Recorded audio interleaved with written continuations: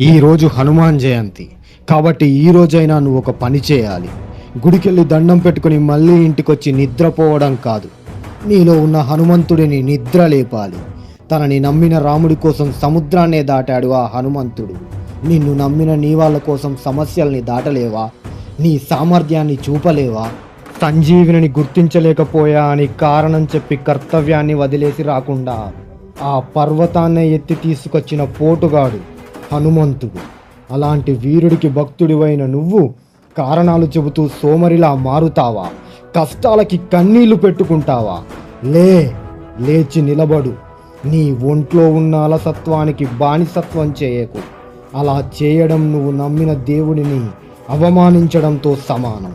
నువ్వు ఆయన్ని పూజించడం కన్నా ఆయన వ్యక్తిత్వాన్ని గుర్తించి ఆయన చెప్పకనే చెప్పిన విలువల్ని పాటించడం ఉత్తమం. అదే నిజమైన భక్తికి నిదర్శనం. నీ బలాన్ని గుర్తు చేయడానికి నీ పక్కన జాంబవంతుడు ఉండకపోవచ్చు, కానీ నాలో ఉన్న జాంబవంతుడు నీ పక్కనే ఉంటాడు, నీకు గుర్తు చేస్తుంటాడు. సబ్స్క్రైబ్ చేసుకో.